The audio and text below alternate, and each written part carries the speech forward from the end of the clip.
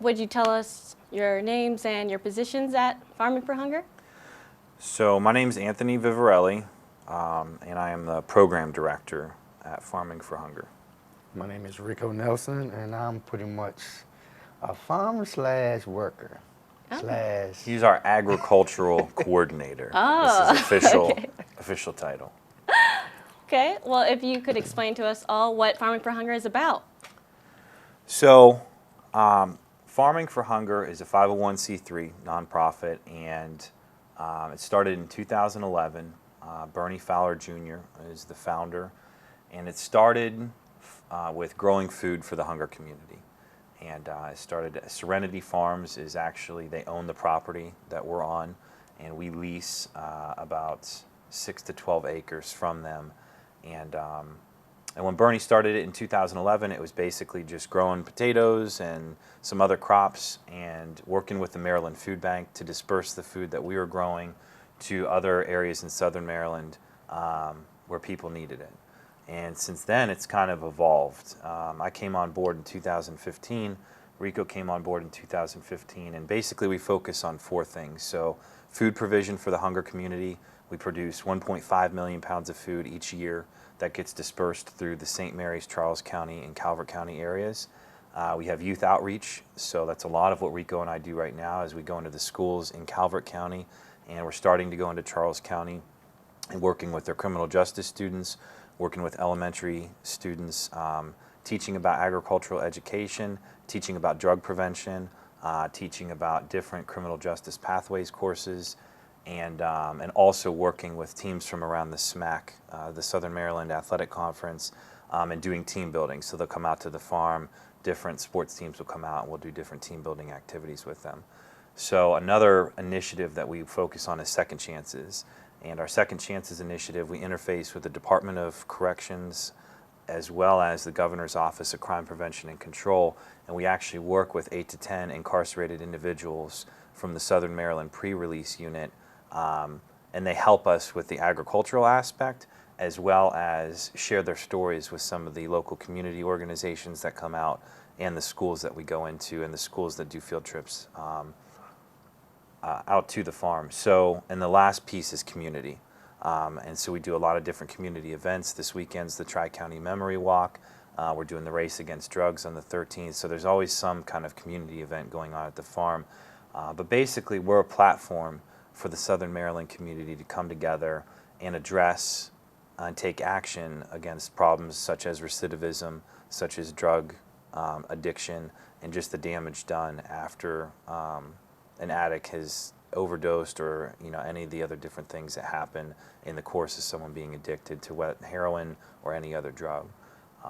So that's what we do in a nutshell. It's a lot, but I tried to condense it as much as possible. So. No, it's a lot, but it is great. You're doing so much for Southern Maryland, and I'm really curious to know why and how you both got involved. So we'll let Rico talk about how he got involved. I got involved. I was incarcerated. I had a summer pre-release. Been incarcerated over 7 years, and I came down to the farm off the break just because it was a non-DOC job where there was no COs around. I was tired of being around COs. And once I got to the farm, a lot of past history came back. I did a lot of damage on the street where the farm was at. I sold drugs, and I used to pass the farm every day when it was broken down and stuff like that. So, and then once I got there, I met some loving family. And, I call it home now, and everything just break it down and see what actually going on, and then it made me just change my ways and just start giving back what I tore down a lot of. So that's pretty much how I started there, and that was in 2015. And I always told them before I got released that they never gonna get rid of me. And then once I got released, I was blessed and fortunate enough to get a grant and got pretty much the first unpaid employee there. So, Congratulations, that Thank is you. fantastic. So I started volunteering at the farm around the same, it was May of 2015, and I was coaching youth athletics, and I was running a personal training company, a private one, doing strength and conditioning with kids and things like that. And I had been working with a guy named Tion Plater at the World Gym in Owings, Maryland. And he's like, you got to meet Bernie, you got to meet Bernie. And Bernie and I were able to meet up at the farm. And he started sharing a lot of his story. And part of his story was that his daughter Lauren had become addicted to heroin in 2014. Prior to 2014, she had been in recovery since 2014. And he also shared with me the story of the Robinson family. Dave Robinson, his daughter Ashley, they found her dead of a heroin overdose in her bedroom in April of 2014. And just where his heart was at and reaching out to youth. And I shared some of my backstory and some of the things I had gone through personally. And I have 3 children of my own, and I felt really strongly about trying to get involved. So I started just doing fitness and nutrition clinics down there. We called them Farming for Fitness clinics. And our ultimate goal when they brought me on was to do a race, like a Tough Mudder or a Warrior Dash on the farm, bring out kids in the community and stuff like that. We still haven't done that because things have just gone crazy since then. So my position evolved from being a volunteer to becoming a consultant, and then creating more program structure with the Youth Initiative and the Second Chances Initiative, working with the Department of Corrections, the Governor's Office of Crime Prevention and Control, which is, I wrote Rico's grant for his salary through their help, and just getting more involved. So over the last few years, my passion for working with kids, Bernie's vision of what he wants to see happen with drug prevention and drug awareness, and just a lot of educators taking a chance on working with kids and inmates. You start bringing that up and people get a little tense, but we've worked with enough educators now that we've got some good backing. So my position has evolved to kind of overseeing and being in the operations of both of those. And Rico and I work together quite a bit in the schools. So I am just so glad to hear that. You're getting extremely involved with the youth of Southern Maryland. Speaking of which, CSM, how did you get involved with this college? So Barbara Ives is the Director of Strategic Partnership for the College of Southern Maryland. She's actually sits on our board.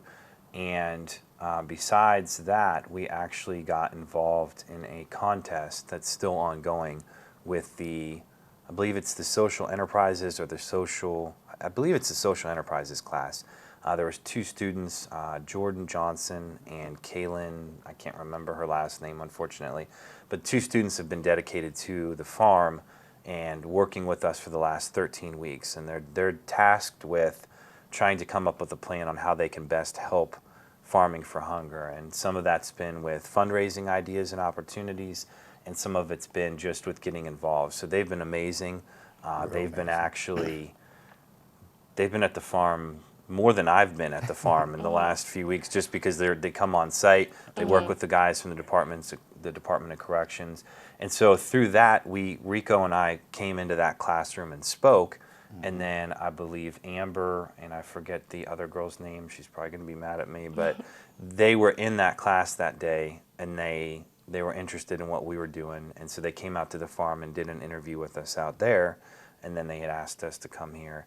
And CSM also has the new Trade Skills Center, I believe, that just got built. Bernie was at the grand opening of that. So we have an MOU with the College of Southern Maryland, and there's going to be the different avenues that we take and the different things and programs that are going to evolve from that will have a lot to do with agriculture and a lot to do with trade skills development for the guys that we work with in the Second Chances program. So these guys don't just come out and help us with manual labor. They're actually getting skill sets in return. So we work with, we've got a $30,000 computer lab that's going in this year where we'll be able to teach them resume building and soft skills, Microsoft Office, as well as bringing out different certifications. So they just got a 3-year OSHA certified forklift certification that they can keep with them for the next 3 years that they can use. Because the big thing is, when we're looking at recidivism in the state of Maryland, one of the biggest setbacks for guys is they come into jail without a particular skill set or without transferable skills, or they just don't even know how to utilize what they were doing on the streets and make that into something legal. And they're convicted felons, so it's a struggle for them to get hired. But if we provide them with our stamp of approval, a guy like Hall Cheney Enterprises, they've hired 3 of our guys thus far, and they've gotten their CDL driver's licenses, and they now work for Cheney Enterprises as drivers. So networking and partnershiping with CSM is allowing us to also network and partner with a wide range of different companies that will work with our guys. And then the more successful they are, the less chance they have of getting locked back up, and they can come out and share their stories with students, as well as, Rico comes into the school, and we can't get into it today, but his story is very impactful, and it's helped and changed a lot of people's lives. So If you're interested in learning more about Farming for Hunger, please visit farming4hunger.com. We'll be right back.